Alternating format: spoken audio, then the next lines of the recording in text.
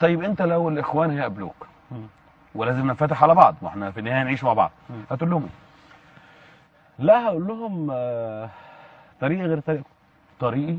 غير طريقكم، يعني انت بتكرس لحاجات انا لا اكرس ليها. امم يعني اللي هم بيتكلموا فيه وضع ضوابط دينيه للفنون يدمر الفنون. يدمر الفن. يدمر الفنون، لان بالحكم الشرعي لو عايز تتكلم على الشرع، فاي اختلاء برجل بست من غير محرم حرام. طب خلاص، يبقى دمرت فن التمثيل وفن السينما وفن البتاع. اي ظهور لواحده غير محجبه ده مناقض للشرع. اي صوره شعريه فيها بعض الخيال ده يثير الغرائز، يبقى دمر الشعر. يعني بهذا الشكل انت بتدمر الفنون. فطريقي غير طريقهم.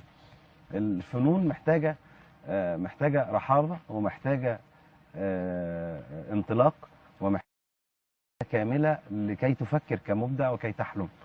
فاللي هم الضوابط اللي عايزين يحطوها على الفنون، انا رايي تدمر اللي هي الشق الاصيل في الشخصيه المصريه، اللي هي شخصيه فنانه بطبعها، شخصيه مبدعه بطبعها، ومحبه للفنون، ومحبه للفنون. لان هي عندها فطريقه عملية غير طريقهم. التطريب. يعني هنتعاون ازاي؟